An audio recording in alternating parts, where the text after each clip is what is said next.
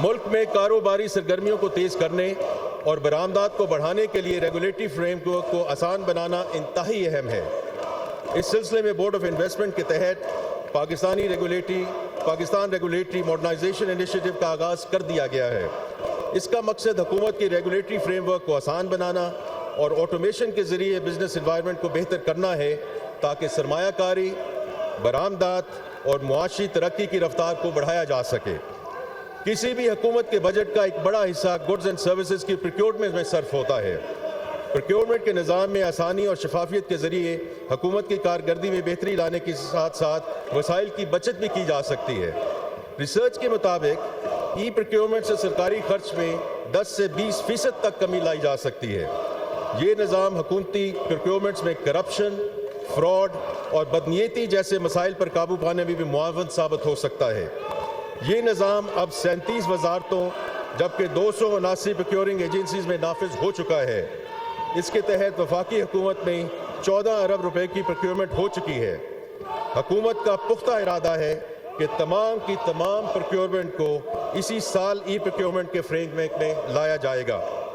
मुझे यकीन है कि अखराजात और वसूलियों के ज़म्न में कोशिशें वफाकी हुकूमत के लिए वसाइल की फराहमी में मददगार साबित होंगी, जिससे human resource development, social protection and climate resilience के लिए वसाइल दस्तयाब होंगे।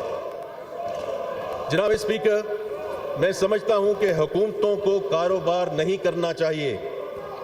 वज़ीर आज़म कमर्शियल स्पेस में हुकूमती अमल दखल को कम करने और निजी शोबे को फ़रोग़ देने पर पुख्ता यकीन रखते हैं।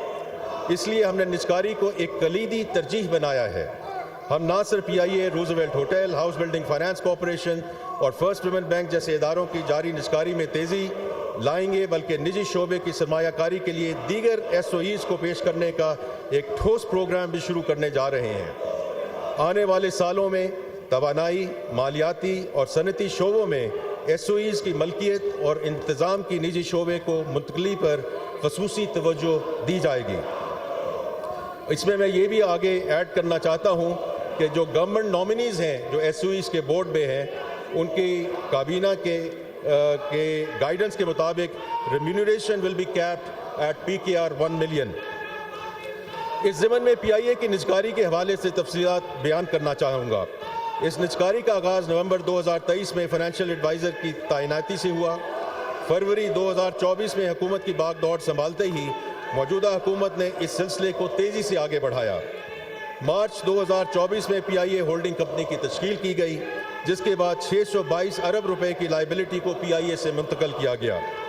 इस सिलसिले को आगे बढ़ाते हुए प्राइवेटाइजेशन कमीशन ने अप्रैल 2024 में PIA की निजकारी के लिए कौमी और गैर मुल्की अखबारात में इश्तहारात के ज़रिए एक्सप्रेशन ऑफ इंटरेस्ट को दावत दी।